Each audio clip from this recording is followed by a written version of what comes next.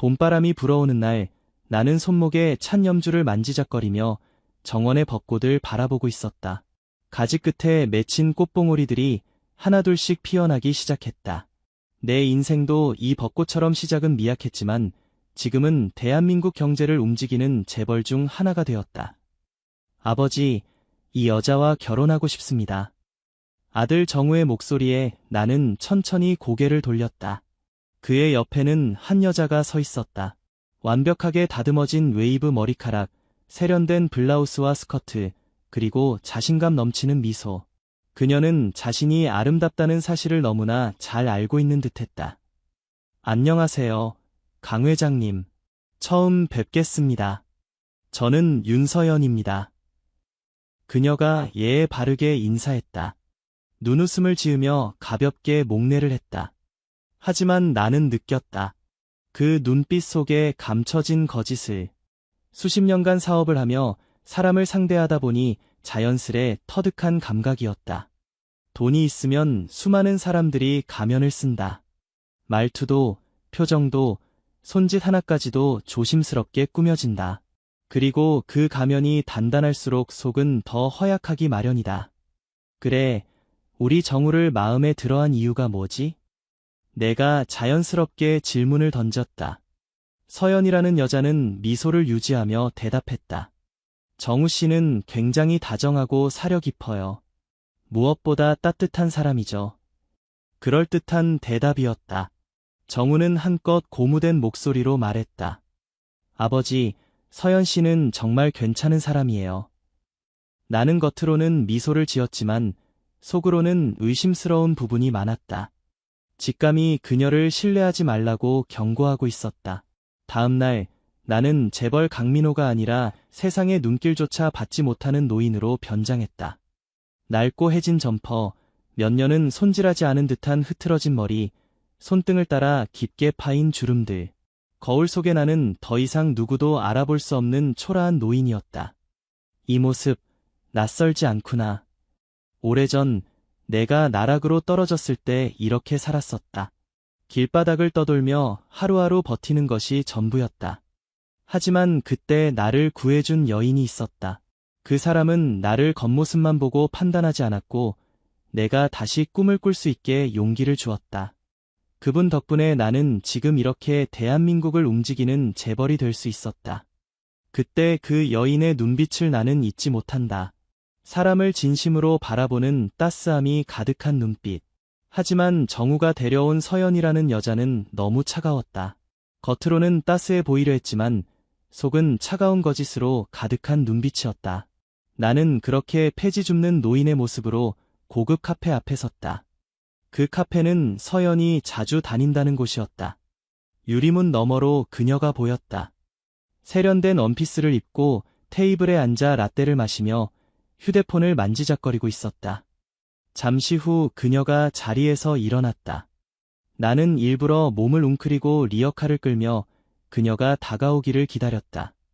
드디어 그녀가 문을 밀고 나왔다. 나는 그녀 앞에 조심스레 다가갔다. 아가씨. 그녀가 걸음을 멈추고 나를 바라보았다. 혹시 그 종이컵 저에게 주실 수 있겠어요?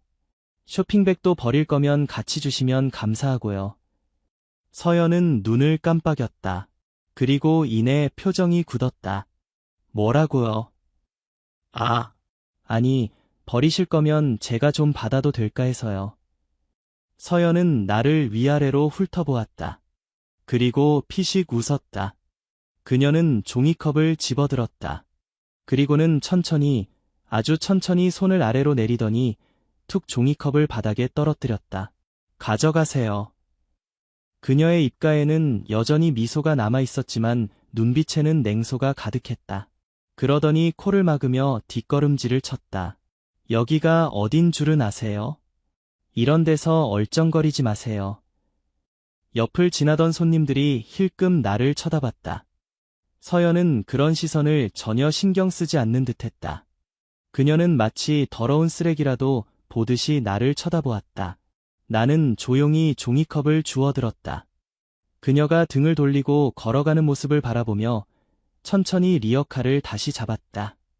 정우야, 저 여자가 정말 내가 평생을 함께 할 사람이라고 생각하느냐.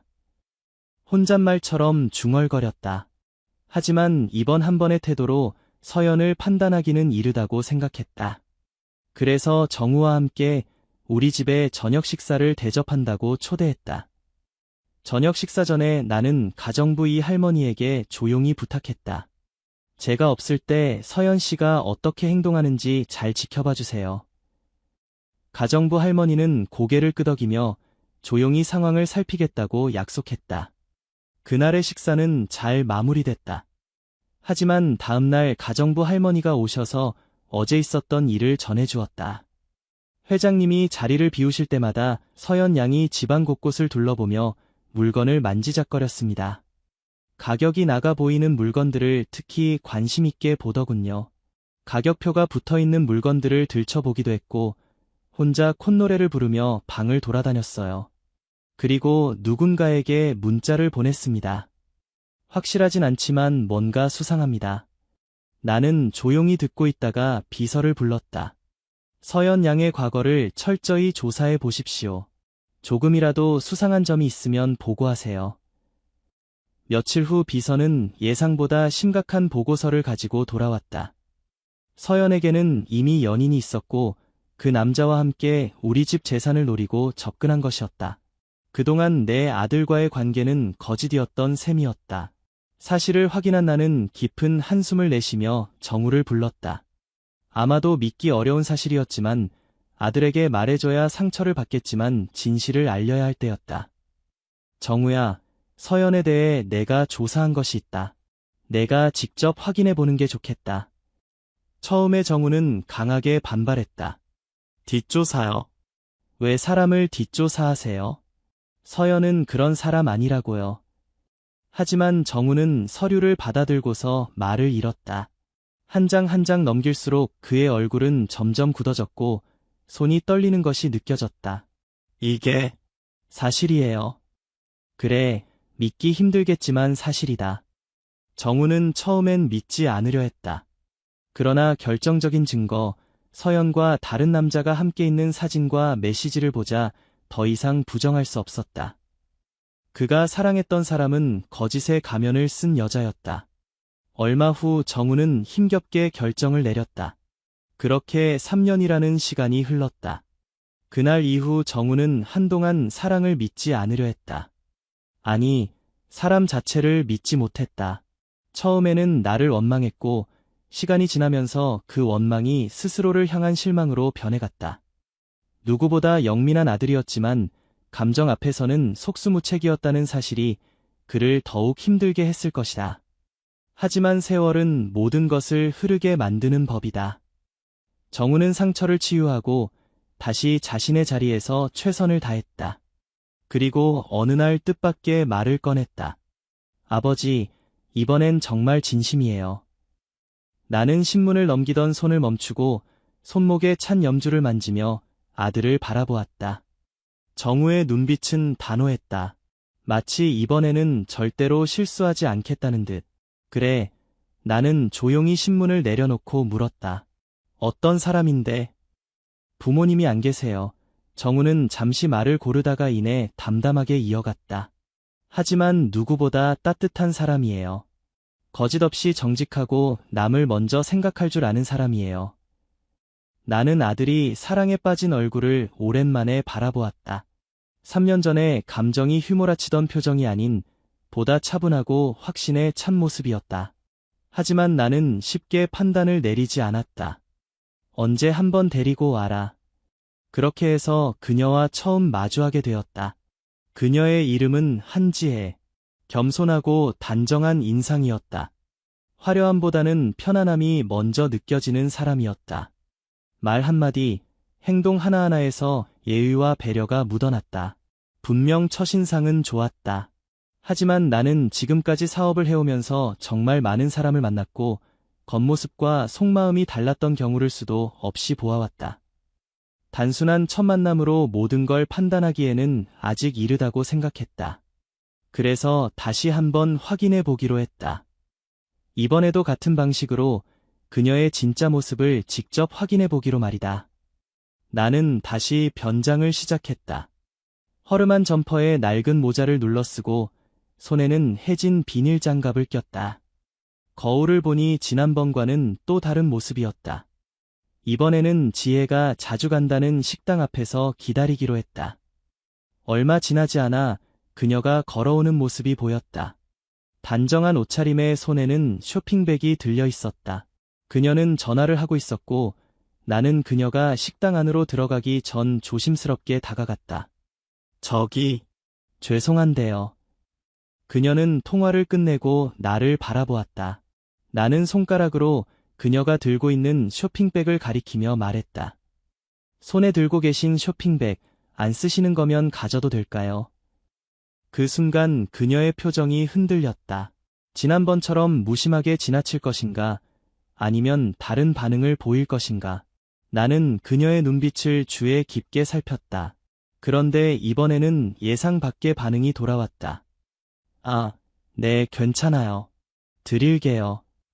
그녀는 망설임 없이 쇼핑백을 내밀었다. 그리고는 잠시 생각하더니 덧붙였다. 제 차에 종이가 몇 개 더 있는데 괜찮으시면 들을까요? 나는 순간 말을 잊었다. 그녀는 이미 차 쪽으로 향하며 차문을 열고 있었다.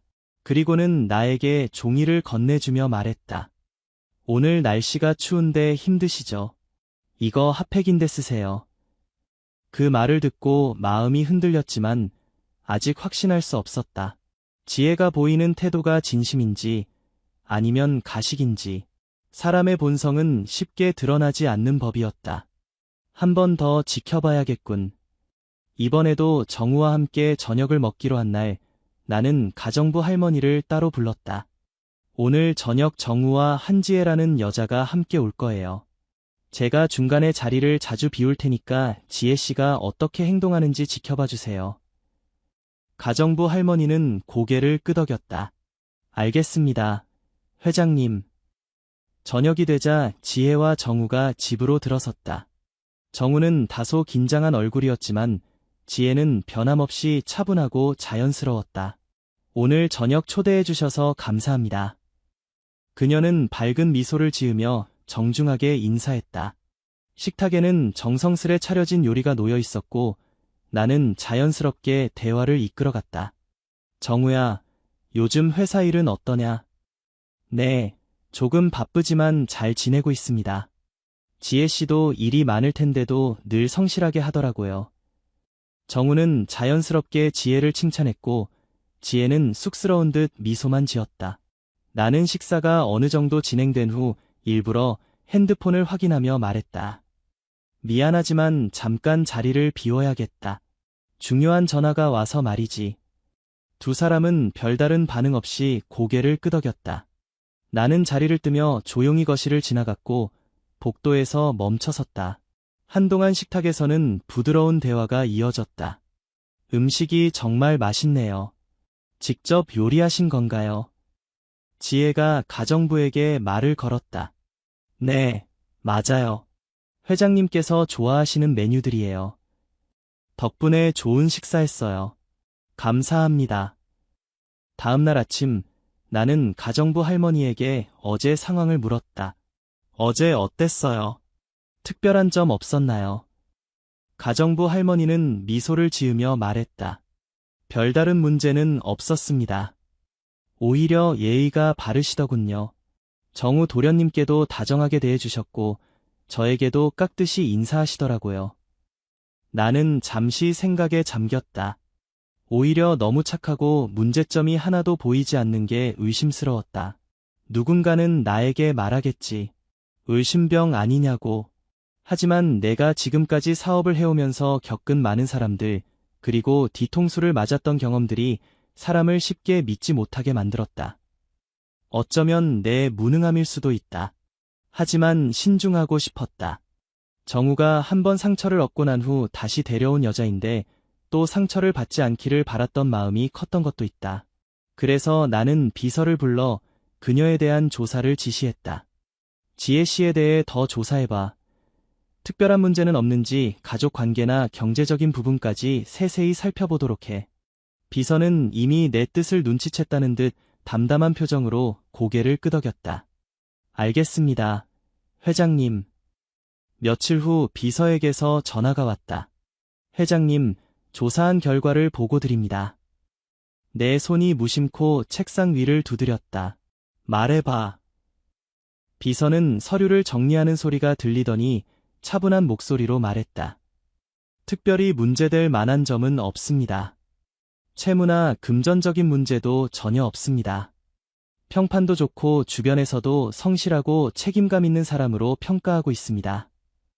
그 말을 듣고 나는 비로소 안도의 한숨을 내쉬었다. 그렇군. 비서는 덧붙였다. 한지혜 씨는 괜찮은 분 같습니다. 회장님께서 염려하실 부분은 없어 보입니다. 그 통화를 듣고 나는 안심했다. 이제는 더 이상 의심할 이유가 없었다. 그날 나는 정우를 불렀다. 정우는 다소 긴장한 얼굴로 내 앞에 섰다. 아버지, 무슨 일 있으세요? 혹시 지혜에 대한 뒷조사를 했고 자신이 또 상처를 받을지도 모른다는 생각을 하는 것 같았다. 나는 조용히 차를 한 모금 마신 뒤 말했다. 날짜를 잡아라. 정우의 눈이 커졌다. 정말요? 나는 고개를 끄덕였다. 그래, 얼른 결혼식을 올려라. 지혜는 참 좋은 여자 같다. 정우의 얼굴에 화사한 미소가 번졌다. 감사합니다, 아버지. 그의 목소리에서 묵직한 감동이 전해졌다. 그동안 나를 설득하기 위해 노력해온 시간들, 그리고 지혜를 지키고 싶었던 그의 진심이 그대로 전해지는 순간이었다. 그렇게 결혼식은 일사천리로 진행되었다. 날짜가 정해지고 예식 준비가 순조롭게 이루어졌다. 식장이 예약되고 드레스와 예복이 준비되었으며 정우와 지혜는 행복한 얼굴로 하나씩 결혼식을 준비해 나갔다. 모든 것이 순조로웠다. 하지만 모든 것이 완벽해 보일 때일수록 조심해야 하는 법이다. 결혼식이 얼마 남지 않은 날이었다. 모든 준비가 순조롭게 진행되고 있었고 정우는 지혜와의 결혼을 앞두고 들뜬 모습이었다. 나 역시 비로소 아들의 행복을 온전히 받아들이려 하고 있었다. 그런데 그날 오후 비서 박성준이 다급한 얼굴로 사무실로 찾아왔다. 그는 평소와 달리 차분한 모습이 아니었고 눈빛에는 분명한 긴장감이 서려 있었다. 회장님, 죄송합니다. 나는 순간 미간을 찌푸렸다. 무슨 일인가? 비서는 깊은 한숨을 내쉬고 조심스럽게 말을 이었다. 조사를 계속 진행해보니 뭔가 이상한 점이 발견되었습니다. 내 손이 서류를 넘기다 멈췄다. 이상한 점이라니? 비서는 망설임 없이 보고서를 내밀었다. 한지혜 씨가 매주 도련님 몰래 지방으로 내려가고 있었습니다. 그 말에 나는 몸을 고추세웠다. 지방으로? 비서는 고개를 끄덕였다.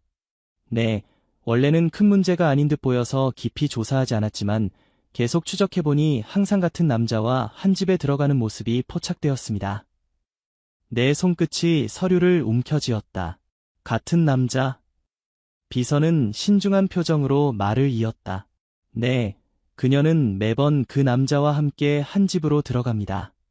그 이후 몇 시간이 지나야 나옵니다. 내 속에서 무언가가 쿵 내려앉았다. 그 남자의 정체는 밝혀졌나? 비서는 잠시 망설이더니 말을 덧붙였다. 현재까지는 확실한 정보가 없습니다. 하지만 두 사람이 함께 움직이는 모습을 보면 단순한 지인 이상의 관계일 가능성이 있습니다. 내 머릿속이 복잡해졌다. 지금까지 지혜는 단 한 번도 수상한 모습을 보인 적이 없었다. 그러나 그녀는 매주 정우 몰래 지방으로 향하고 있었다. 그것도 같은 남자와 함께. 이게 단순한 우연일까요? 비서는 신중한 태도로 말을 덧붙였다. 하지만 아직 확실한 것은 없습니다. 회장님, 조금 더 지켜보는 것이 좋을 듯합니다. 나는 손을 조용히 주먹으로 쥐었다. 이미 한 번 정우가 크게 상처받았던 일이 있었다. 나는 다시는 같은 실수를 반복하고 싶지 않았다. 한 번만 더 조사해. 그리고 그녀가 주말에 내려가는 이유를 반드시 밝혀내. 비서는 단호하게 고개를 끄덕였다. 알겠습니다, 회장님. 나는 천천히 의자에 몸을 기댔다. 결혼이 이제 며칠 남지 않았다.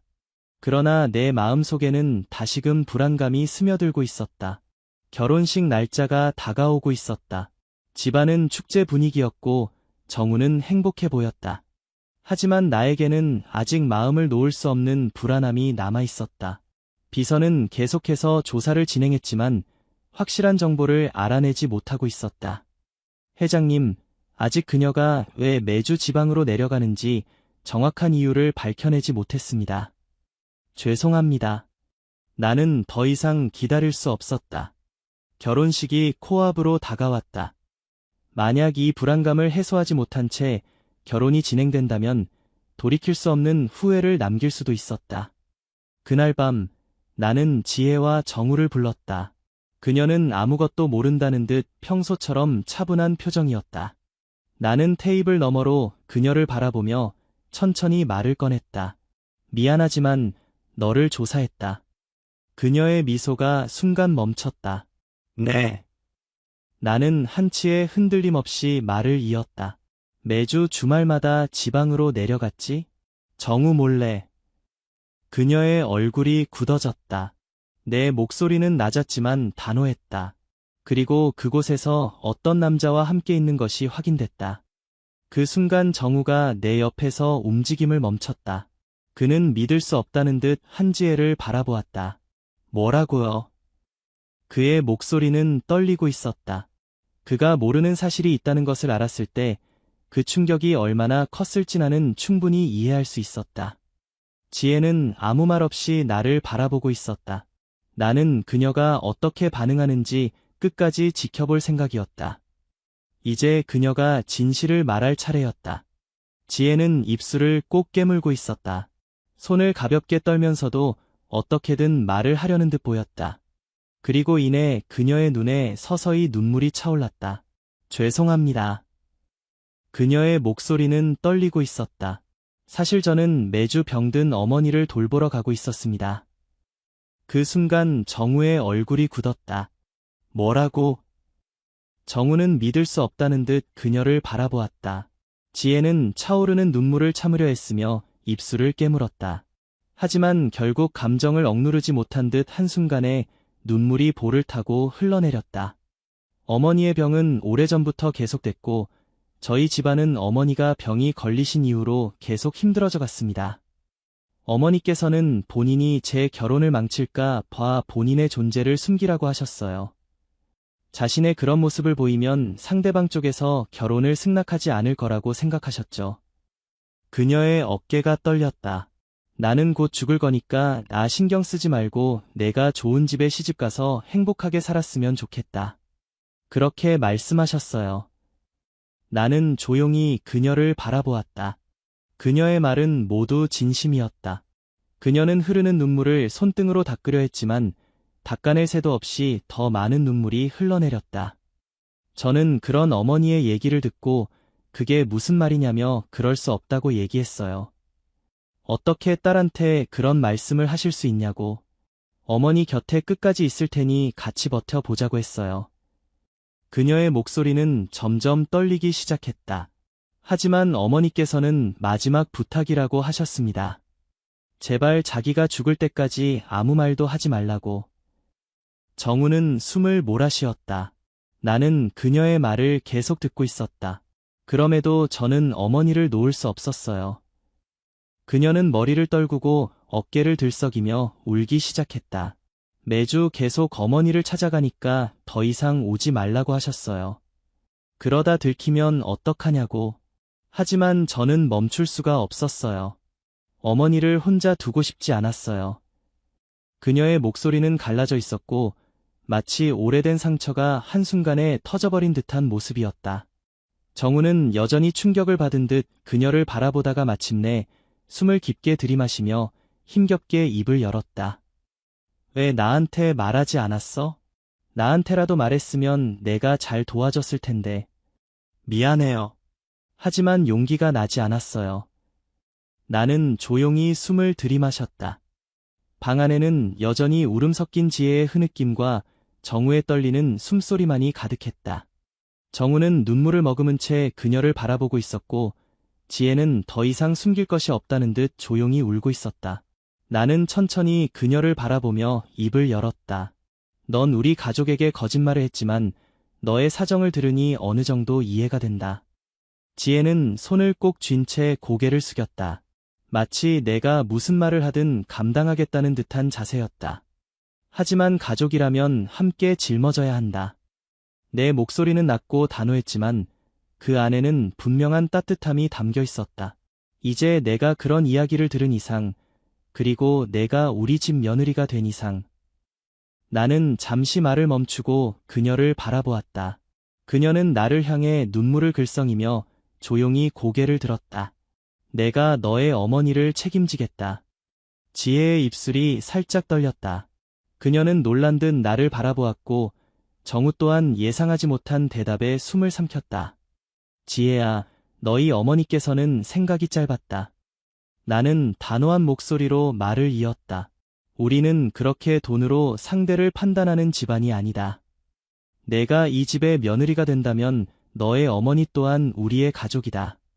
어머니가 얼마나 아프시든지 빚이 있으시든지 우리 가족이 함께 책임져야 한다. 지혜는 울먹이며 내 말을 들었다. 가족이라면 상대방이 어떤 상태든 그를 받아들일 준비가 되어 있어야 한다. 그것이 우리가 믿는 가치다. 내 말이 끝나자 방 안의 공기가 달라지는 것이 느껴졌다. 지혜는 무언가를 말하려다 결국 감정을 이기지 못하고 다시 눈물을 흘렸다. 나는 조용히 미소를 지으며 마지막으로 말했다. 내일 나와 함께 어머니를 찾아가자. 가서 함께 결혼을 승낙받자. 그녀는 눈물을 닦으며 나를 바라보았다. 지혜의 얼굴이 흔들렸다. 그녀는 손으로 입을 가린 채 다시금 울음을 터뜨렸다. 정우는 그런 그녀를 바라보다가 마침내 안도한 듯 그녀의 손을 꼭 잡았다. 그리고 나는 조용히 두 사람을 바라보며 미소를 지었다. 이제야 진정한 가족이 될 준비가 된 것 같았다. 나는 정우와 지혜와 함께 차에 올랐다. 정우가 직접 운전대를 잡고 있었고 지혜는 옆자리에 앉아 창밖을 바라보고 있었다. 도착지는 지방의 작은 집, 그녀의 어머니가 요양 중인 곳이었다.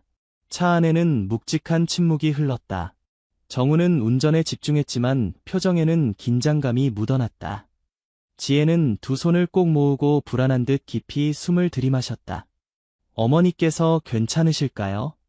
갑자기 찾아뵈면 너무 놀라시진 않을지. 그녀는 작은 목소리로 말했다. 나는 조용히 창밖을 바라보며 대답했다. 너의 어머니는 우리 가족이 될 사람이야. 우리가 직접 찾아가서 정식으로 인사드리는 것이 맞아. 내가 놀라지 않게 자세히 잘 얘기하마. 지혜는 감정이 북받치는 듯 고개를 끄덕였다. 1시간 남짓한 시간이 흐른 후 우리는 작은 시골 마을에 도착했다. 정우는 차를 천천히 좁은 골목길로 몰아 허름하지만 정갈해 보이는 작은 집 앞에 차를 세웠다.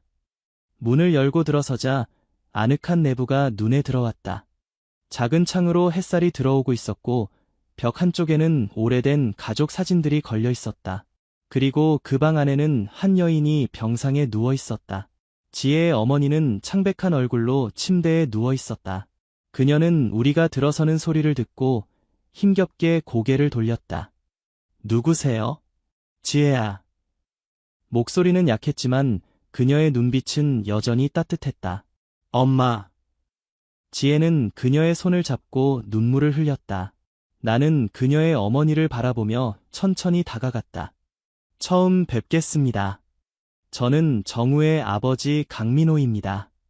지혜에게 모든 이야기를 들었습니다. 저희 정우와 지혜가 결혼하는 것을 승낙받으려고 왔습니다. 내 목소리에 그녀는 놀라운 표정 없이 차분히 나를 올려다보았다. 아마 이 상황까지 예견한 듯 보였다. 아, 그러시군요. 그녀는 힘겹게 고개를 끄덕였다.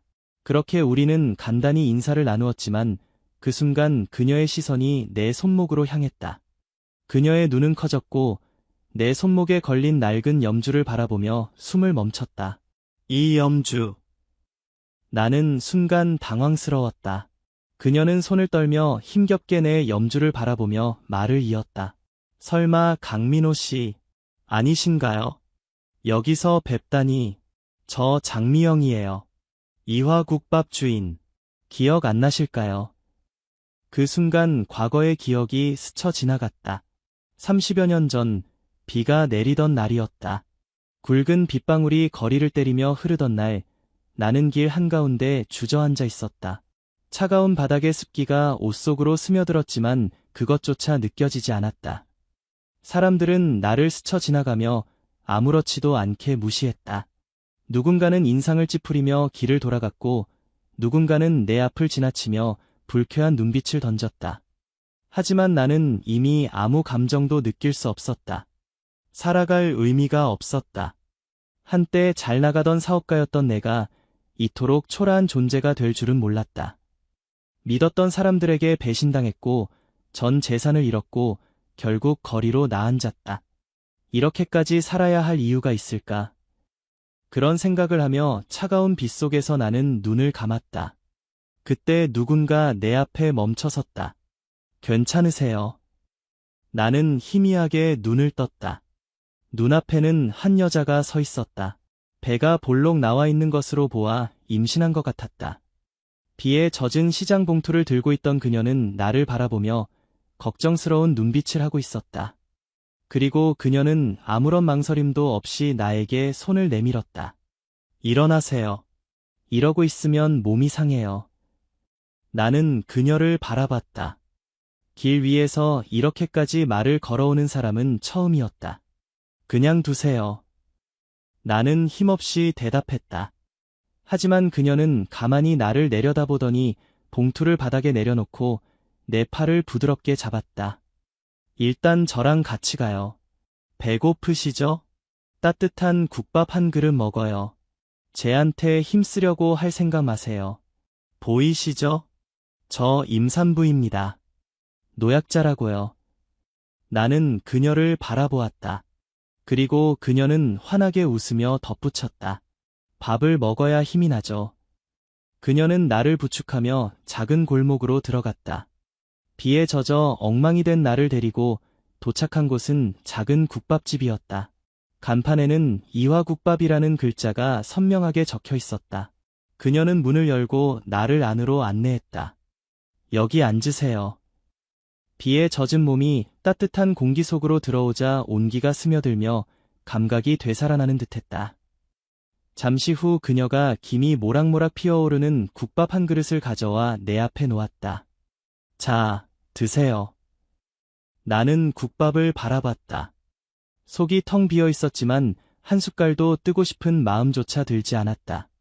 그녀는 내 앞에 앉으며 조용히 말을 이었다. 밥부터 먹어요. 그래야 힘이 나죠. 나는 한참을 멍하니 있다가 조용히 숟가락을 들었다. 국밥 한 숟가락을 떠서 입에 넣었을 때 오랜만에 느껴지는 따뜻함에 저도 모르게 눈물이 고였다. 그녀는 조용히 미소를 지으며 내 모습을 지켜보고 있었다. 한참을 그렇게 먹다 보니 그녀가 조용히 물었다. 이름이 어떻게 되세요? 나는 잠시 머뭇거리다 대답했다. 강민호입니다. 그녀는 고개를 끄덕였다. 저는 장미영이에요.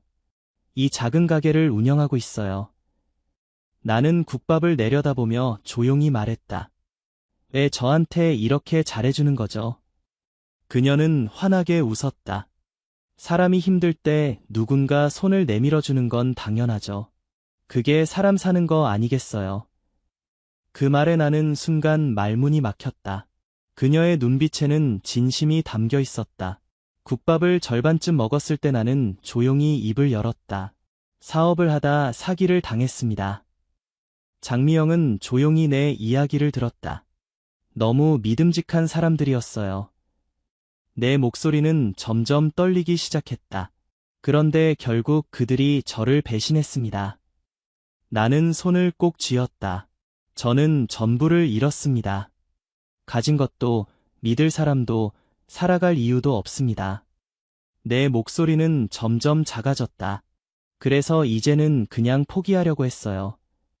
그녀는 조용히 나를 바라보았다. 그리고 부드러운 목소리로 말했다. 가족은 없어요. 어린 아들이 있어요.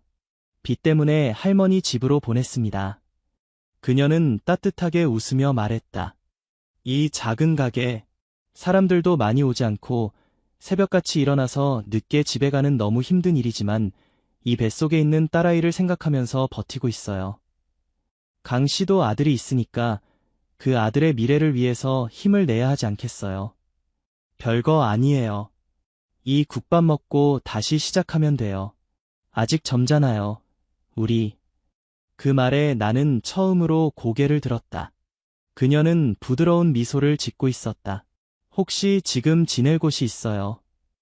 집도 넘어가고 아무것도 남는 게 없어요. 그럼 좁지만 잠시 저희 집에 머물다 가세요. 그녀는 농담 섞인 말투로 말했다. 오래 머물려는 건 아니에요. 아시죠? 빨리 자리 잡고 세상으로 나가셔야죠. 그 순간 나는 가슴이 저려왔다. 그리고 내 안에 무너졌던 감정이 서서히 되살아나고 있었다. 그렇게 나는 미영 씨의 집에서 머물며 내 길을 찾았다. 처음에는 하루하루를 버티는 것만으로도 벅찼다. 하지만 미영 씨는 언제나 변함없이 나를 따뜻하게 대해 주었다. 아침이면 따뜻한 국을 끓여 주었고 한 숟갈이라도 더 먹으라며 잔소리를 하기도 했다. 힘내려면 잘 먹어야 해요. 이제 그만 주저앉으세요. 당신은 아직 젊고 다시 일어설 기회도 많아요. 그녀는 늘 그렇게 말했다. 그런 말들이 처음에는 가슴에 와닿지 않았다. 하지만 그녀의 진심 어린 배려와 따뜻함 속에서 내 마음속 깊이 묻혀있던 무언가가 서서히 되살아나고 있었다. 그렇게 나는 다시 한번 세상을 향해 나아갈 결심을 했다. 그렇게 시간이 흘렀다. 다시 시작한 사업이 조금씩 희망을 보이기 시작한 때였다. 그날 밤 나는 미영 씨에게 조용히 말을 꺼냈다. 저 이제 여기서 나가 보려고요. 그녀는 조용히 나를 바라보다가 미소를 지었다. 드디어 세상으로 나가시는 건가요? 나는 깊이 고개를 끄덕였다. 네, 저 다시 열심히 해보려고요. 내 목소리에는 확신이 담겨 있었다.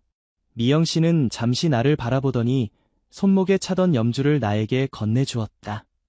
이 염주 받아가세요. 나는 뜻밖의 선물에 당황하며 그녀를 바라보았다. 그녀는 조용히 미소를 지으며 말을 이었다. 할머니한테 받은 하나밖에 없는 염주예요. 나는 순간 말을 잃었다. 그녀는 염주를 내 손에 꼭 쥐어주며 말했다. 여기 할머니의 이름이 써 있어서 좀 그렇지만 이 염주는 저희 집에서 행운을 의미해요. 그녀는 잠시 하늘을 바라보듯 먼 곳을 응시하다가 조용히 덧붙였다. 할머니께서 말씀하셨죠. 힘들 때 이 염주를 갖고 있으면 용기가 날 거라고요. 행운이 생길 거라고요. 그녀의 목소리는 따뜻하고 단단했다. 이제 이 행운 강 씨가 가져가세요. 나는 염주를 내려다보았다. 손때가 묻어 반질반질해진 나무 염주. 그녀가 소중하게 간직해온 이 작은 물건이 나에게 얼마나 큰 의미인지 깨닫는 순간이었다. 이건 너무 소중한 거잖아요. 그래서 드리는 거예요. 그녀는 환하게 웃었다. 꼭 성공하세요. 그 말이 끝나자 나는 눈을 감고 깊이 숨을 들이마셨다.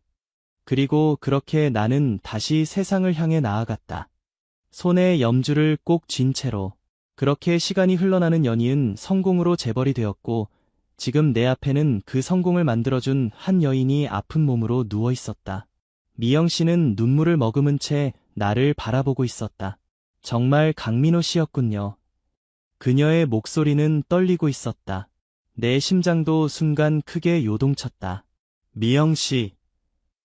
내 입에서 그녀의 이름이 새어나오자 그녀는 손을 입에 가져가며 울컥한 듯 고개를 떨구었다. 세상에, 이렇게 다시 만날 줄이야. 나는 감정을 추스르려 했지만 가슴속 깊은 곳에서부터 뜨거운 무언가가 올라오는 것을 막을 수 없었다. 잘 지내셨습니까? 제가 한번 꼭 찾으려고 했는데 이렇게 만날 줄은 몰랐습니다. 나는 떨리는 목소리로 물었다. 그녀는 힘겹게 고개를 끄덕였지만 이내 가슴을 치듯 눈물을 쏟아냈다. 잘 지냈다고 말하고 싶지만 보이시는 것처럼 지금 제 사정이 이래요. 그녀의 말에 나도 더 이상 감정을 억누를 수 없었다. 그녀의 야윈 얼굴을 보며 가슴이 찢어지는 것 같았다. 미영 씨가 이렇게 아파 보이니 마음이 너무 아픕니다. 저도 모르게 목소리가 떨렸다. 오래전 내게 따뜻한 밥 한 그릇을 내밀며 밥부터 먹어요. 그래야 힘이 나요. 라고 말해주던 그 사람. 그 따뜻하게 웃어 주던 사람이 이렇게 병상에 누워있다는 사실이 도저히 믿기지 않았다. 미영 씨는 힘겹게 미소를 지으며 내 손을 잡았다. 그때 제가 해준 밥으로 힘을 내서 이렇게 다시 만나게 됐네요. 지금이라도 이렇게 봐서 너무 기뻐요. 그녀는 눈물을 닦으며 떨리는 목소리로 말을 이어갔다. 정말 기적 같은 일이에요. 나는 그녀의 손을 꼭 잡았다. 그 순간 내 머릿속에서 오래전 기억이 떠올랐다. 나는 조용히 입을 열었다. 설마 그때 배에 있던 아이가. 나는 말끝을 흐리며 그녀를 바라보았다. 그녀는 놀란 듯 나를 바라보다가 조용히 미소를 지었다. 네, 맞아요. 나는 순간 아무 말도 할 수 없었다. 그 아이가 우리 지혜예요. 나는 지혜를 바라보았다. 그녀는 이 상황에 충격을 받은 듯 어머니와 나를 번갈아 바라보았다. 미영 씨는 눈물을 흘리며 조용히 웃었다. 우리 지혜가 강 씨 아들과 결혼하려 하다니. 그럼 그때 말했던 할머니 집에 보냈다던 아들이 여기 이 멋진 아들이겠군요. 그녀는 떨리는 목소리로 말을 이었다. 이거 정말 인연이네요. 나는 깊이 숨을 들이마셨다. 정말 기적 같은 일이었다. 수십 년 전 어둠 속에서 나를 구해주었던 한 여인이 그녀의 딸이 내 아들과 새로운 가정을 꾸리려 하고 있다니. 운명이란 게 이런 거군요. 나는 조용히 미영 씨를 바라보며 다시 한번 그녀의 손을 꼭 잡았다. 미영 씨. 내 목소리는 단호하고 진지했다. 당신은 제가 끝까지 책임지겠습니다. 당신은 우리 지혜의 어머니이자 제 은인이니까요. 미영 씨는 고개를 끄덕이며 눈물을 흘렸다. 내 말을 들은 후 그녀는 힘겹게 웃으려 했지만 그 미소조차 힘든 듯 보였다. 정우와 지혜는 서로를 바라보며 조용히 대화를 나누었다. 그날은 너무나 감정이 얽힌 날이었지만 우리는 끝까지 서로의 곁에 있겠다고 다짐하며 시간을 마무리할 수 있었다. 그날 밤 나는 미영 씨의 치료를 위해 최고의 의료진을 급히 불러들였다. 모든 것을 다해주세요. 미영 씨가 건강을 회복할 수 있도록. 의료진에게는 별다른 말이 필요하지 않았다. 그들은 이미 그녀의 상태가 매우 위중하다는 사실을 알았고 그럼에도 불구하고 최선을 다할 것을 다짐했다. 그녀를 VIP 병실로 이송한 후 병원은 고요해졌다. 미영 씨는 조용히 누워 있었고 주변의 병실은 한층 더 따뜻하게 느껴졌다. 그녀가 받는 치료가 최선이기를 바라는 마음이었다. 그러나 처음으로 의료진은 진지하게 내게 말을 꺼냈다. 회장님, 죄송하지만 미영 씨의 상태가 심각합니다. 치료가 늦어서 오래 살지 못할 가능성이 큽니다. 의료진의 말이 냉정했지만 그들의 말이 현실적이었다. 미영 씨의 상태가 너무나도 안 좋았기에 나도 말문이 막혔다. 하지만 나는 다시 그들에게 부탁했다. 무릎을 꿇고 그들을 올려다보며 말했다. 돈을 얼마든지 드리겠습니다. 돈이 아니더라도 무슨 것을 요구하든 다 들어드리겠습니다. 제발 저의 부탁을 들어주시고 최선을 다해주세요. 의료진들은 내 행동에 많이 당황한 듯 말했다. 회장님, 알겠습니다. 저희가 정말 최선을 다해보겠습니다. 그날 이후 매일매일 미영 씨의 상태를 확인하며 의료진은 더 많은 신경을 썼다. 그녀가 조금이라도 더 나아지기를, 조금이라도 더 건강해지기를 간절히 기도하면서 나는 시간이 날 때마다 병원으로 향했다. 미영 씨의 병상 옆에 앉아 그녀와 조용히 대화를 나누는 시간이 점점 더 소중하게 느껴졌다. 미영 씨. 나는 그녀의 손을 조심스럽게 잡으며 말을 이었다. 저희 정우와 지혜의 결혼날이 얼마 남지 않았습니다.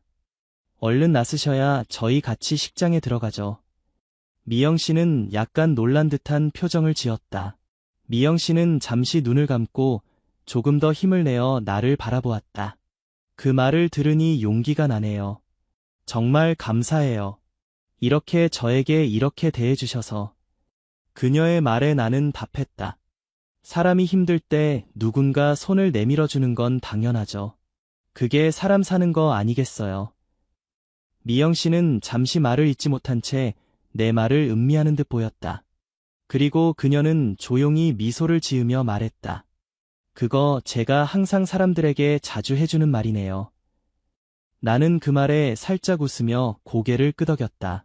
저도 미영 씨의 그 말 듣고 이 자리에 왔습니다. 미영 씨는 다시 한번 미소를 지었다. 그 미소에는 많은 것들이 담겨 있었다. 감사, 고통, 그리고 인생에 대한 깊은 이해가 느껴졌다. 그 이후 기적처럼 미영 씨의 상태는 점차 회복의 기미를 보였다. 처음에는 의료진들이 낙담했던 상태였지만 시간이 지나면서 그녀는 조금씩 힘을 얻기 시작했다. 그리고 어느 날 병실로 찾아갔을 때 미영 씨는 약간 웃고 있었다. 미영 씨. 내가 들어서자 그녀는 고개를 돌려 살짝 미소를 지었다. 강민호 씨. 나는 놀라운 표정을 지으며 다가갔다. 어떻게 이렇게. 미영 씨는 천천히 고개를 끄덕였다. 조금씩 좋아지고 있어요. 그 말에 나는 안도의 한숨을 내쉬며 그녀의 손을 잡았다. 정말 다행이에요. 미영 씨는 눈에 눈물이 맺혔다. 저도 이렇게 회복될 줄은 몰랐어요. 강민호 씨 덕분이에요. 그녀는 조용히 말하며 내 손을 꼭 쥐었다. 나는 미영 씨의 손을 잡고 진심을 담아 말했다. 미영 씨, 당신이 회복한 게 전부 다 기적이에요. 그리고 그 기적을 제가 함께 할 수 있어서 정말 감사해요. 미영 씨는 눈물을 흘리며 웃었다. 저도요. 정말 감사해요. 제가 이렇게 다시 살아갈 수 있다는 게 믿기지 않아요. 그녀는 잠시 멈추며 말을 이어갔다. 제가 그때 강 씨를 도와드렸던 게 이제 이렇게 돌아온 거군요. 나는 고개를 끄덕이며 따뜻한 미소를 지었다. 그러며 우리가 서로 도왔기에 이렇게 다시 만날 수 있었던 거죠. 미영 씨는 다시 한번 눈물을 흘리며 조용히 말했다. 정말 감사해요. 이 은혜 평생 잊지 않을게요. 그 말을 들으며 나는 마음이 따뜻해지는 느낌을 받았다. 은혜를 갚는 것보다는 함께 가는 게 중요하죠. 앞으로는 우리가 서로 함께 할 거니까. 미영 씨는 내 손을 꼭 쥐며 고개를 끄덕였다. 맞아요. 이제 함께 하는 거예요. 그렇게 우리는 다시 한번 서로의 손을 꼭 잡았다. 그 어떤 말보다 그 손길이 더 많은 것을 전달해 주었다. 그리고 시간이 흘러 오늘은 정우와 지혜의 결혼식 날이다. 모든 것이 완벽하게 준비되었다. 하늘은 맑고 바람은 부드럽게 불어왔다. 결혼식을 맞이하는 이 순간 그 어느 때보다 따뜻하고 행복한 분위기다. 정우와 지혜는 서로를 바라보며 행복한 미소를 지었고 그들 곁에 있는 나와 미영 씨는 그저 이 순간을 감격하며 지켜보았다. 미영 씨는 지금까지 겪었던 아픔과 고통을 극복하고 가장 아름다운 모습으로 결혼식에 함께하고 있었다. 강민호 씨. 미영 씨는 결혼식이 진행되는 동안 끊임없이 나를 바라보며 눈물을 흘렸다. 정말 이렇게 행복해도 되나요? 나는 그녀의 손을 잡고 따뜻하게 미소 지었다. 당연히요, 미영 씨, 우리가 함께할 시간이 이제 시작이니까요. 그 순간 나는 미영 씨에게 다가가 살짝 목소리를 낮추며 말했다. 미영 씨. 그녀는 조용히 내 말을 들었다. 아. 이제는 장 어머님이군요. 미영 씨는 잠시 놀라운 표정을 지은 뒤 그 후에는 눈물이 또 한 번 고였다. 장 어머님. 그녀는 그 말을 되새기며 웃었다. 앞으로는 우리 행복하게, 아프지 말고 잘 살아갑시다. 그 말에 미영 씨는 다시 한번 울음을 터뜨리며 내 손을 꼭 잡았다. 정말, 이제야 행복한 날이 왔네요. 그동안 정말 힘들었는데, 이제 우리 함께 행복한 시간을 보내요. 결혼식장에는 온통 행복으로 가득 차 있었다. 정우와 지혜는 서로의 손을 맞잡고 그들의 앞날을 위해 기도하는 듯한 표정을 지었다. 그 순간 우리는 정말로 하나가 되었다는 느낌을 받았다. 그날의 결혼식은 단순한 결혼이 아니었다. 서로가 서로를 위해 기도하고 약속하는 순간이었으며 또한 운명처럼 만난 인연을 확인하는 날이었다. 나는 조용히 하늘을 바라보았다. 파란 하늘에 떠있는 흰 구름들이 마치 축복을 내리는 듯한 느낌이 들었다. 그리고 손목에 있는 염주를 만지작거렸다. 이 염주야말로 우리 가족의 인연을 이어준 소중한 매개체였다. 서로가 서로에게 바친 작은 친절이 이렇게 큰 행복으로 돌아왔구나. 나는 조용히 중얼거렸다. 그렇게 우리의 새로운 가족은 시작되었다. 서로를 아껴주고 존중하며 함께 걸어가는 가족. 인생의 험난한 파도를 함께 견뎌낼 가족이 되었다.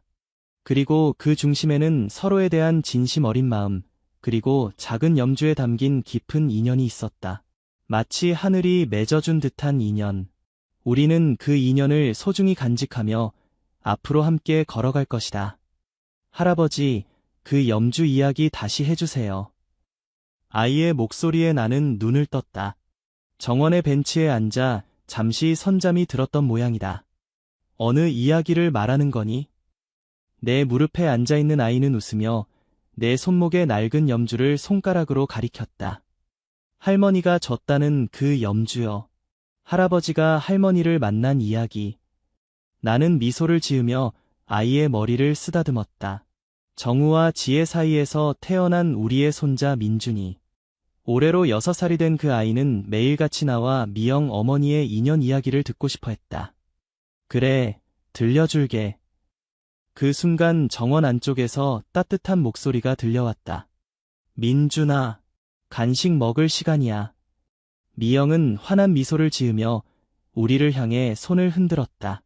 나이가 들어도 그녀의 눈빛은 여전히 따뜻했다. 할머니, 할아버지가 염주 이야기 들려준대요. 민준이가 자리에서 벌떡 일어나 미영 쪽으로 뛰어갔다. 미영은 아이를 안으며 나를 바라보았다. 또 그 이야기를 하시려고요. 나는 자리에서 일어나 천천히 그녀에게 걸어갔다. 우리의 시작이니까요. 잊지 말아야지. 미영은 고개를 끄덕였다. 그녀의 눈에는 여전히 그때의 기억이 담겨 있는 듯했다. 인생은 참 신기해요. 누가 알았겠어요? 그때 그 비 오는 날 만난 남자가 이렇게 평생의 가족이 될 줄은. 나는 그녀의 손을 살며시 잡았다. 여전히 그녀의 손은 따뜻했다. 그래서 사람은 늘 서로에게 친절해야 하는 거예요. 그 작은 친절이 언젠가는 큰 행복으로 돌아올 테니까요. 미영의 말에 나는 고개를 끄덕였다. 그리고 우리는 함께 손을 잡고 집으로 향했다. 그 손 안에는 오래된 인연과 새로운 약속이 담겨 있었다. 인생은 시험의 연속이다. 때로는 힘들고, 때로는 기쁘고, 때로는 예상치 못한 일들이 벌어진다. 하지만 결국 중요한 것은 사람과 사람 사이의 진심 어린 마음이다. 그 마음이 쌓여 하나의 인연이 되고, 그 인연이 모여 우리의 삶이 된다. 그렇게 우리 가족의 이야기는 계속되고 있다. 그리고 앞으로도 계속될 것이다. 하늘이 맺어준 인연처럼. 민호는 매일 퇴근할 때마다 현관에서 꼬리를 흔들며 자신을 맞이하는 진돗개 하늘이를 볼 때면 하루의 피로가 싹 사라졌다. 그 순간은 언제나 민호의 하루 중 가장 행복한 시간이었다. 하지만 최근 하늘이의 행동에 이상한 변화가 나타났다. 어느 날 밤 민호가 현관문을 열자 하늘이가 평소처럼 달려왔지만 이번엔 입에 무언가를 물고 있었다. 자세히 보니 구겨진 만원권이었다. 민호는 깜짝 놀라 하늘아, 이게 뭐야? 어디서 이걸 주웠어? 하며 하늘이의 머리를 쓰다듬었다. 처음에는 우연이라고 생각했지만 다음 날과 그 다음 날에도 하늘이는 같은 행동을 반복했다. 처음에는 1,000원권이나 5,000원권이었던 것이 점차 만원권으로 바뀌어갔다. 민호는 불안해지기 시작했다. 설마 누군가의 지갑에서 훔쳐오는 건 아니겠지? 하늘이가 그런 행동을 할 리 없어 라고 생각했지만 이 상황은 아무리 생각해도 너무 이상했다. 어느 날 밤, 민호는 결심을 하고 하늘이를 몰래 따라가기로 했다. 하늘이는 밤이 되면 현관의 틈새로 밖으로 나가곤 했다. 민호는 들키지 않도록 거리를 두며 하늘이의 뒤를 쫓았다. 가로등 불빛 아래 하늘이는 꼬리를 흔들며 마치 목적지가 정해져 있는 것처럼 일직선으로 걸어갔다. 주택가를 지나 작은 공원을 가로질러 하늘이는 더 깊은 골목길로 향했다. 그곳은 민호가 평소에 잘 가지 않는 곳이었다. 건물들은 낡았고 거리에는 쓰레기가 흩어져 있었으며 낮에도 사람들의 모습이 드문 쇠락한 지역이었다. 왜 하늘이는 매일 밤 이런 곳에 오는 걸까?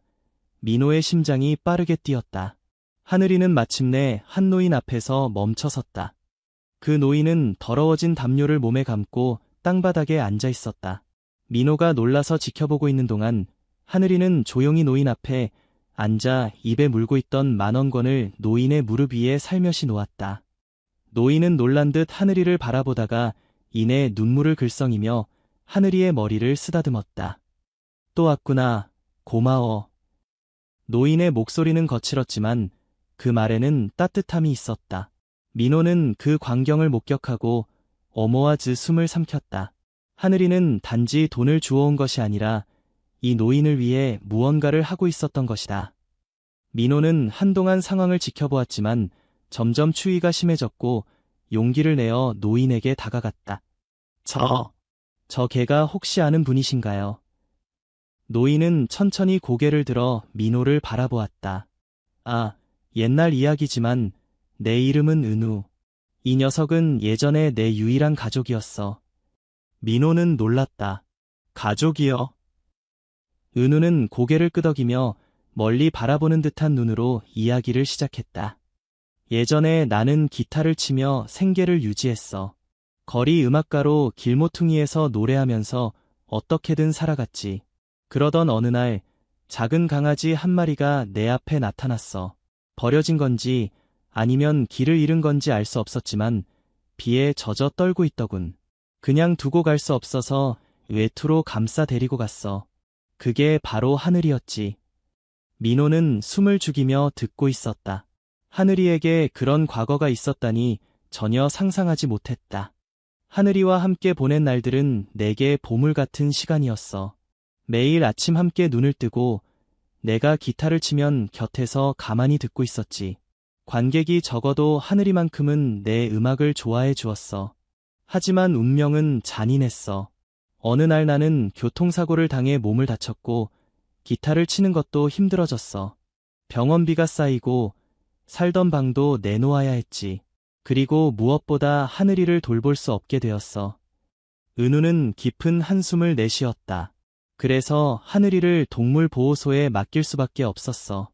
눈물을 흘리며 헤어졌지만 그게 하늘이를 위한 길이라고 생각했어. 행복한 집에 입양되어 새로운 가족과 살 수 있다면 그게 최선이라고 믿었거든. 하지만 이 녀석은 날 잊지 않았어. 내게 아무것도 없는데도 이렇게 날 찾아와 주었어. 은우는 떨리는 손으로 하늘이를 쓰다듬으며 말했다. 처음에는 그냥 만나러 오는 것뿐이었는데 어느 날부터 하늘이가 내 앞에 10,000원을 놓고 가기 시작했어. 놀랐지만 그것이 반복되자 깨달았지. 이 녀석이 날 위해 돈을 모으고 있었던 거야. 민호의 가슴이 조여드는 듯한 느낌이 들었다. 하늘이가 매일 밤 돈을 물고 돌아오던 이유, 그것은 옛 주인을 돕기 위해서였던 것이다. 은우는 미소 지으며 말했다. 인간은 때로 너무 차가워. 하지만 이 녀석은 달라. 아무 말 없이 그저 곁에 있어주는 것만으로도 내가 아직 살아있는 의미가 있다고 느끼게 해주는군. 민호는 그 자리에 서서 눈물이 차오르는 것을 억누를 수 없었다. 그 자신도 또한 고독을 안고 살아왔다. 몇 년 전 사랑하는 아내를 잃은 후로 누구와도 깊이 관계 맺지 않고 담담히 하루하루를 보내고 있었다. 하지만 눈앞의 은우와 하늘이의 유대를 보며 그는 처음으로 자신의 고독을 직시한 것 같은 기분이 들었다. 은우 씨, 괜찮으시다면 우리 집에서 함께 지내실래요? 민호는 조용히 제안했다. 은우는 놀란 듯 눈을 크게 뜨더니 이내 부드럽게 미소 지었다. 그런 말을 해주다니. 하지만 나 같은 늙은이가 패가 되지 않을까? 민호는 고개를 저었다. 하늘이가 당신을 찾고 있어요. 그것만으로도 충분한 이유입니다. 하늘이는 두 사람의 대화를 가만히 바라보며 마치 모든 것을 이해하고 있는 것처럼 꼬리를 흔들었다. 그날 밤 민호는 하늘이와 은우를 집으로 데리고 돌아왔다. 현관문을 열자 하늘이는 평소처럼 기쁜 듯 뛰어올랐다. 하지만 오늘부터는 조금 달랐다. 그들은 또 한 명의 가족을 맞이한 것이다. 민호의 집에 은우가 온 날, 하늘이는 마치 오랜 이별을 견뎌낸 것처럼 그의 발치에 붙어 꼬리를 계속 흔들었다. 은우는 어색해하면서도 그 온기를 느끼며 살며시 하늘이의 머리를 쓰다듬었다. 이렇게 다시 너와 같은 지붕 아래서 지내게 될 줄이야. 그의 목소리는 살짝 떨리고 있었다.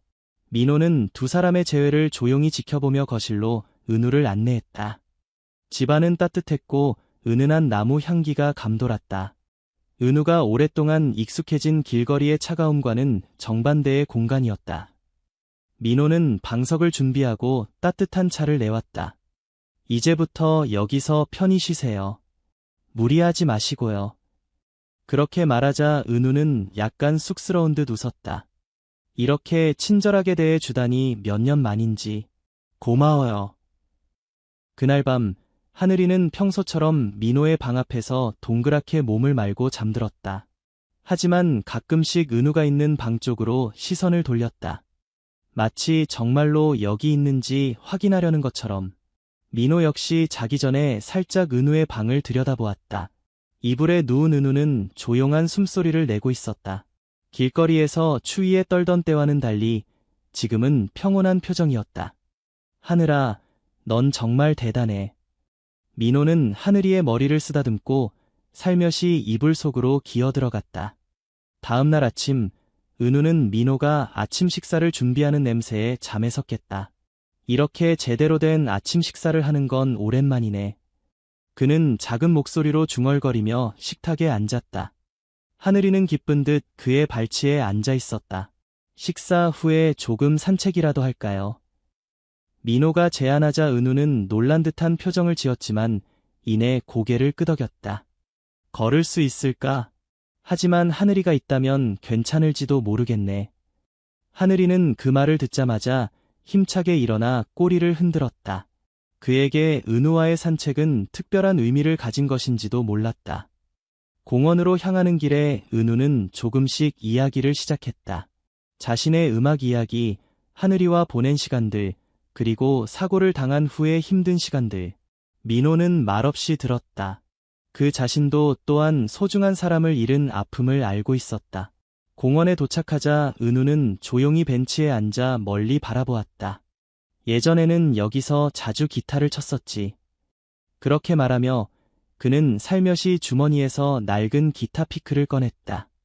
손가락으로 쓰다듬으며 그는 옛 생각에 잠겨 미소 지었다. 이제는 못 치지만. 민호는 그의 말에 무언가를 느꼈다. 그의 음악은 아직 끝나지 않은 것이 아닐까? 그런 생각이 머릿속을 스쳤다. 그날 오후, 민호는 은우에게 말하지 않고 동네 악기점으로 향했다. 은우를 위해 기타를 사주려고 했던 것이다. 가게 안에는 많은 기타들이 진열되어 있었지만 민호는 가장 단순하면서도 따뜻한 느낌이 드는 나무 기타를 선택했다. 이거라면 분명 은우 씨도 마음에 들어 하실 거야. 그렇게 생각하며 가게를 나섰다. 집에 돌아오자 은우는 거실에서 하늘이와 놀고 있었다. 다녀왔습니다. 민호는 그렇게 말하며 기타를 내밀었다.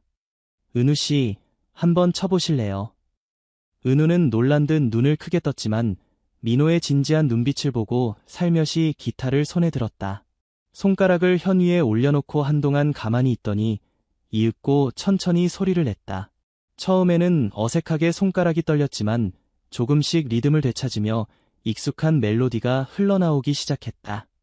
하늘이는 기쁜 듯 귀를 쫑긋 세웠고 민호 역시 그 음악에 빠져들었다. 은우는 눈을 감고 예전의 자신을 떠올리듯 조용히 계속 연주했다. 아직도 치실 수 있네요. 민호의 말에 은우는 작게 웃었다. 그런 것 같네. 그날 이후로 은우는 매일 조금씩 기타를 치기 시작했다. 손가락은 아직 완전하게 움직이지는 않았지만 그래도 음악은 그의 안에 살아있었다. 민호는 그의 연주를 듣는 것이 즐거워졌다. 그리고 어느 날 문득 생각이 들었다.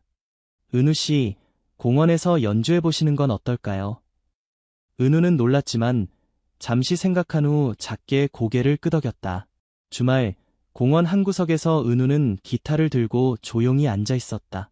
처음에는 아무도 알아차리지 못했지만 하늘이가 곁에서 가만히 앉아 그를 지켜보자 조금씩 사람들이 모여들기 시작했다. 은우는 천천히 손가락을 움직여 예전의 곡을 연주하기 시작했다. 지나가던 사람들이 발걸음을 멈추고 음악에 귀를 기울이는 모습을 보며 민호는 가슴이 뜨거워졌다. 은우 씨, 아직 할 수 있어요. 연주가 끝나자 작은 박수 소리가 일었다. 은우는 쑥스러운 듯 웃으며 하늘이의 머리를 쓰다듬었다. 나는 다시 시작할 수 있을지도 모르겠네. 민호는 강하게 고개를 끄덕였다. 물론이죠. 은우 씨의 음악은 아직 끝나지 않았으니까요. 그날 밤 하늘이는 민호의 옆에서 몸을 동그랗게 말고 있었지만 가끔씩 은우의 방을 들여다보곤 했다. 마치 그가 확실히 여기에 있는지 확인하려는 듯이. 민호는 그 모습을 보며 미소 지었다. 하늘아, 내 덕분에 은우 씨는 다시 한번 앞으로 나아갈 수 있게 되었어. 하늘이는 기쁜 듯 꼬리를 흔들었다. 민호는 문득 생각했다. 만약 하늘이가 없었다면 그는 지금도 외로웠을지 모른다. 은우 역시 하늘이가 없었다면 길거리에서 살아갈 의지를 잃었을지도 모른다. 그렇게 생각하니 하늘이는 단순한 개가 아니라 운명을 연결하는 존재인 것 같다고 느꼈다. 다음 날, 은우는 다시 기타를 들고 공원으로 향했다. 그에게는 더 이상 망설임이 없었다. 하늘이는 평소처럼 옆에서 기대며 공원의 바람을 느끼고 있었다. 민호는 그것을 지켜보며 마음속으로 조용히 생각했다. 하늘아, 넌 정말 대단해. 정말 대단해. 그리고 그는 앞으로의 미래를 조금은 기대하게 되었다. 민호의 집에서의 생활이 시작된 지 얼마 지나자 은우의 표정은 점차 온화해졌다. 처음에는 눈치를 보던 그도 하늘이와 함께 지내며 조금씩 긴장을 풀고 민호와의 대화도 늘어갔다. 하늘이는 그런 은우를 항상 곁에서 지켜보듯 함께하며 그가 방에 있을 때도 결코 멀리 떠나려 하지 않았다. 마치 다시는 헤어지지 않겠다고 맹세하는 것처럼. 민호는 그런 두 사람의 모습을 보며 몇 번이나 가슴이 뜨거워지는 것을 느꼈다. 어느 날 아침, 은우는 거실의 창가에 앉아 작은 목소리로 중얼거렸다. 이렇게 따뜻한 방에서 눈을 뜨는 건 정말 오랜만이야. 민호는 그에게 커피를 건네며 웃었다. 여기는 은우 씨의 집이니까 마음껏 편히 쉬세요. 은우는 놀란 듯 민호를 바라본 후 약간 쑥스러운 듯 고마워요 라고 중얼거렸다. 그런 나날 속에서 은우는 다시 기타를 치기 시작했다. 처음에는 어색하게 손가락이 마음대로 움직이지 않아 짜증을 내기도 했지만 하늘이가 항상 곁에서 조용히 귀를 기울이고 있는 것을 느끼면 신기하게도 마음이 차분해졌다. 민호도 그의 연습을 지켜보며 은우 씨의 음악은 분명 많은 사람들에게 닿을 거예요 라고 격려했다. 그러자 은우는 조금 쓸쓸한 표정을 지으며 그랬으면 좋겠네 라고 중얼거렸다. 그 말 속에는 아직 어딘가 망설임이 있는 것처럼 느껴졌다. 그의 음악이 정말 사람들에게 닿을 수 있을지, 자신에게 아직 가치가 있는지 그 답을 찾지 못하고 있는 것인지도 몰랐다. 민호는 그런 그를 보며 한 가지 제안을 떠올렸다. 은우 씨, 공원에서 작은 공연을 해보시는 건 어떨까요? 갑작스러운 제안에 은우는 놀란 듯 눈을 동그랗게 떴다. 공연? 그런 거 나 같은 늙은이가 해도 누가 들을까? 하지만 민호는 고개를 저었다. 그렇지 않아요. 은우 씨의 음악에는 누군가의 마음을 움직이는 힘이 있어요. 저도 그랬고 하늘이도 계속 당신의 음악을 기다려왔잖아요. 은우는 한동안 말없이 생각에 잠겨 있다가 천천히 고개를 끄덕였다. 그래, 한번 해볼까? 그날부터 그는 공원에서의 공연을 위해 조금씩 연습을 시작했다. 손가락의 움직임은 아직 완벽하지 않았지만 소리를 낼 때마다 조금씩 자신감을 되찾아가는 것이 느껴졌다. 하늘이도 그 연습을 매일 지켜보며 가끔은 그의 발치에 기대기도 했다. 그리고 마침내 공연 당일이 왔다. 은우는 공원 한쪽에 기타를 들고 앉아 조용히 심호흡을 했다. 하늘이는 그의 옆에 앉아 가만히 지켜보고 있었다. 처음에는 아무도 발걸음을 멈추지 않았지만 그가 첫음을 연주하자 조금씩 사람들이 모이기 시작했다. 그의 손가락이 현을 튕길 때마다 멜로디가 공원의 공기에 녹아들었다. 그 선율은 어딘가 정겹고 또한 따뜻했다. 처음에는 그저 서서 듣고 있던 사람들도 점차 그 멜로디에 빠져들어 누군가 살짝 박수를 치기 시작했다. 그 박수는 조금씩 번져 마지막에는 큰 박수가 되어 공원 전체에 울려 퍼졌다.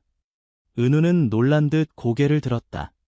자신의 음악이 아직도 사람들의 마음을 움직일 수 있다는 것은 생각지도 못했던 일이었다. 하지만 그 증거가 눈앞에 있었다. 사람들의 따뜻한 미소와 그의 음악에 마음을 기울이는 모습들. 하늘이는 그런 은우를 올려다보며 만족스럽게 꼬리를 흔들었다. 은우 씨, 역시 당신의 음악은 멋있네요. 민호가 그렇게 말하자 은우는 조금 쑥스러운 듯 웃으며 그런가?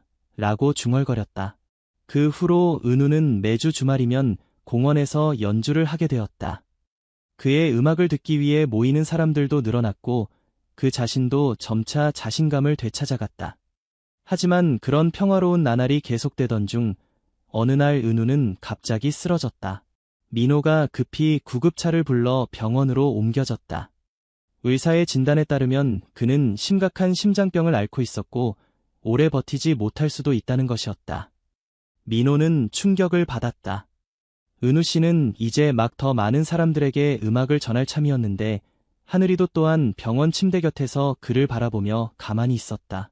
은우는 힘겹게 숨을 쉬면서도 민호에게 미안해, 여기까지 왔는데 라고 중얼거렸다. 민호는 고개를 저었다. 뭘 말씀하시는 거예요? 은우 씨는 아직 끝난 게 아니에요. 은우는 조금 미소 지었다. 그랬으면 좋겠네. 그날 밤 민호는 집으로 돌아와 하늘이와 함께 소파에 앉았다. 하늘이는 평소보다 더 기운이 없어 보였고 마치 은우의 병세를 이해하고 있는 것 같았다. 하늘아, 괜찮아. 은우 씨는 아직 우리 곁에 있어. 그렇게 말하며 민호는 조용히 하늘이를 안아주었다. 그는 결심했다. 은우가 어떤 상황에서도 그의 음악을 계속 전할 수 있도록 돕기로. 며칠 후 민호는 은우를 위해 병원에서 작은 음악회를 여는 것을 제안했다. 은우 씨, 한 번만 더 모두 앞에서 연주해 보시겠어요?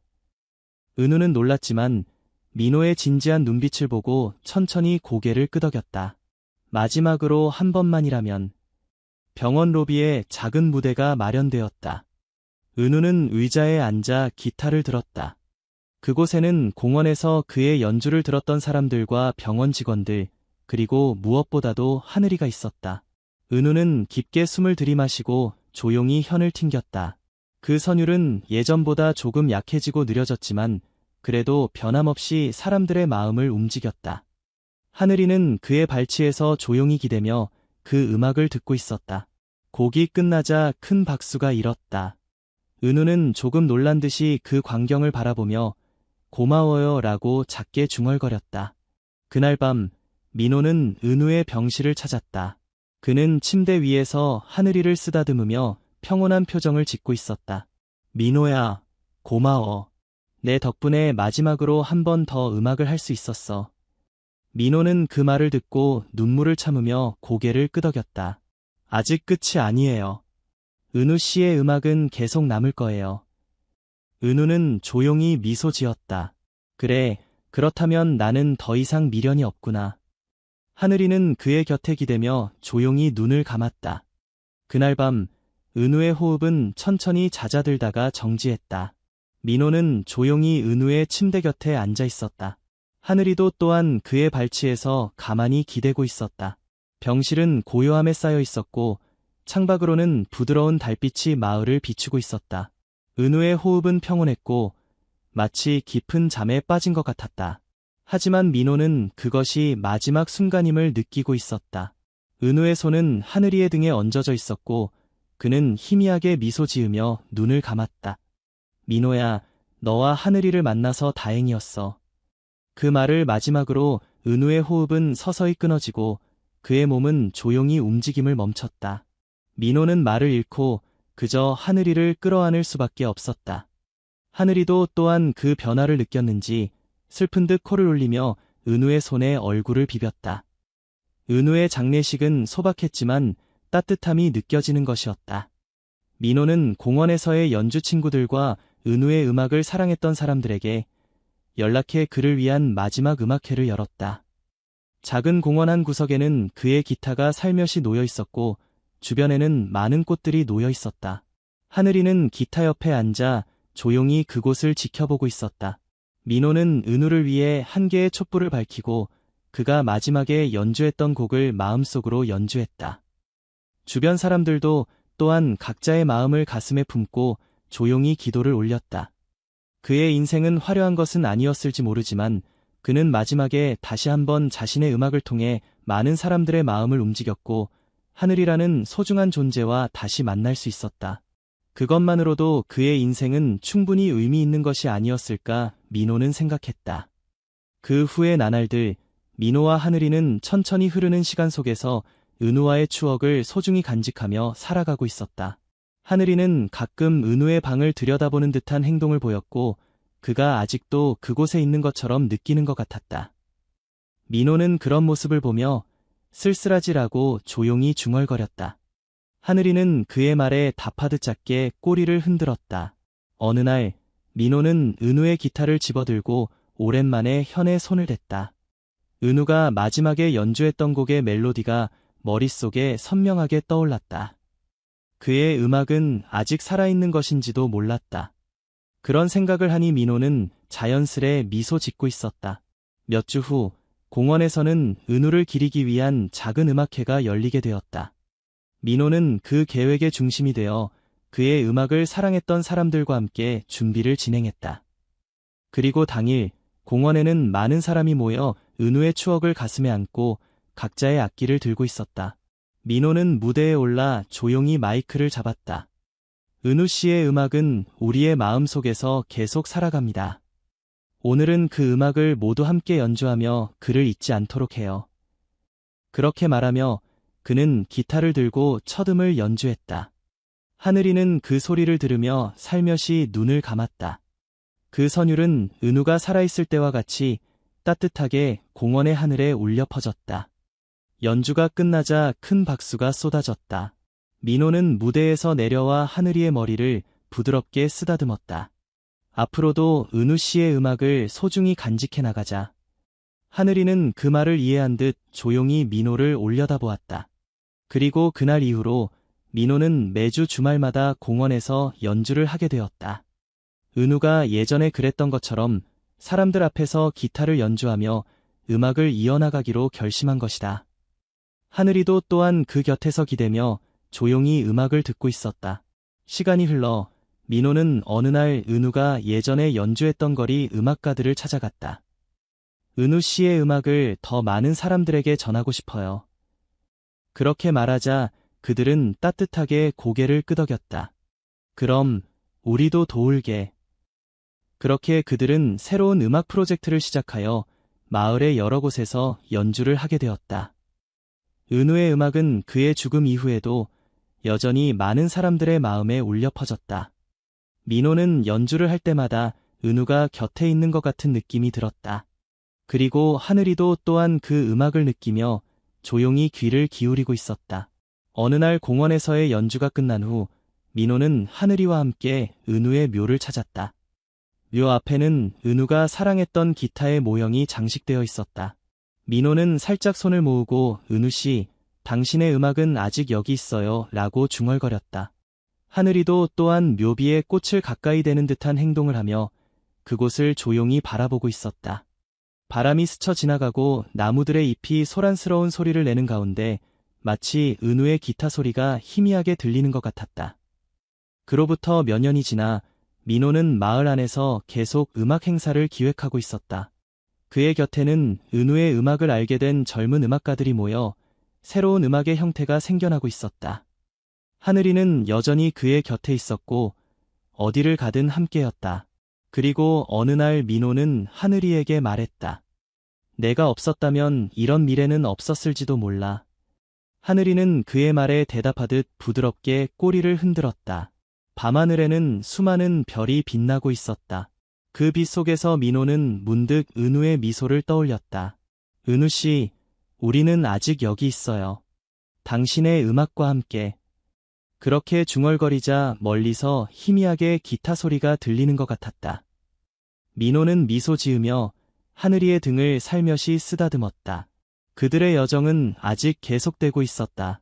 은우의 음악과 함께, 그리고 하늘이라는 소중한 동반자와 함께. 민호는 조용히 기타의 현을 매만졌다. 밤의 공원은 평온했고 먼 가로등이 흐릿하게 빛을 들이우고 있었다. 하늘이는 그의 발치에 앉아 가만히 그를 올려다보고 있었다. 은우가 떠난 지 1년이 되어갔다. 공원에서는 매주 연주가 계속되었고 은우의 음악은 지금도 여전히 살아있었다. 그가 사랑했던 멜로디는 바람을 타고 많은 사람들의 마음에 전해지고 있었다. 민호는 공원 한 구석에 있는 은우의 추모비를 바라보며 조용히 중얼거렸다. 은우 씨, 당신의 음악은 아직 여기 있어요. 하늘이는 그 말에 대답하듯 작게 콧소리를 내고 꼬리를 흔들었다. 은우가 떠난 후 민호는 음악을 통해 그의 마음을 전하는 활동을 계속하고 있었다. 그의 연주는 SNS를 통해 퍼져나가 전국에서 연주를 들으러 오는 사람들도 늘어나고 있었다. 어느 날 음악 프로듀서인 여성이 민호를 찾아왔다. 그녀는 은우의 음악에 감동받아 그것을 형태로 남기고 싶다고 제안했다. 은우 씨의 음악을 앨범으로 남기지 않을래요? 그의 인생의 기적을 음악으로 말하는 거죠. 민호는 놀라면서도 그 제안에 마음이 움직였다. 은우 씨의 음악을 많은 사람들에게 전할 수 있다면 꼭 협력하겠습니다. 이렇게 해서 은우의 생전 연주 기록을 모아 민호와 동료들이 함께 새로운 편곡을 더한 앨범 제작이 시작되었다. 앨범 제작은 순조롭게 진행되었으며 많은 음악가들이 은우의 음악에 공감하여 참여를 희망했다. 은우가 예전에 연주했던 곡들이 새로운 생명을 불어넣어져 완성에 가까워지고 있었다. 그리고 앨범의 발매가 결정되었을 즈음 큰 음악 이벤트의 주최자로부터 민호에게 연락이 왔다. 은우 씨의 음악을 기리는 특별 무대를 마련하고 싶은데 당신이 연주해 주시겠어요? 민호는 조금 망설였다. 은우를 대신해 무대에 서는 것에 주저함을 느꼈지만 하늘이가 곁에서 조용히 바라보는 것을 느끼자 천천히 고개를 끄덕였다. 하겠습니다. 은우 씨의 음악을 최대한 많은 사람들에게 전하고 싶습니다. 행사 당일 큰 홀에는 수천 명의 관객이 모여 있었다. 무대 중앙에는 은우가 생전에 사용했던 기타가 장식되어 있었고 그 옆에 민호가 서 있었다. 하늘이도 특별히 무대에 올라 민호의 발치에서 가만히 앉아 있었다. 장내가 조용해지자 민호는 깊이 숨을 들이마시고 첫 음을 연주했다. 은우가 항상 연주했던 멜로디가 천천히 장내에 울려 퍼졌다. 눈을 감으니 마치 은우가 옆에서 기타를 치고 있는 것 같은 느낌이 들었다. 음악이 진행될수록 관객들은 숨을 죽이고 눈물을 글썽이는 이들도 있었다. 민호는 연주를 계속하며 은우의 마지막 말을 떠올렸다. 내 음악이 누군가의 마음에 닿는다면 그것만으로 충분해. 그렇게 중얼거린 그의 미소가 지금도 선명하게 머릿속에 남아있었다. 연주가 끝나자 잠시 정적이 흐른 뒤 터져나오는 듯한 박수가 쏟아졌다. 민호는 기타를 안은 채 하늘이를 내려다보았다. 하늘이는 마치 이해하고 있는 듯 천천히 꼬리를 흔들었다. 은우 씨, 당신의 음악은 잘 전해지고 있어요. 민호는 그렇게 중얼거리며 조용히 무대를 내려갔다. 그 후 은우의 앨범은 전국적으로 큰 반향을 일으켰고 많은 사람들이 그의 음악을 접할 기회를 얻게 되었다.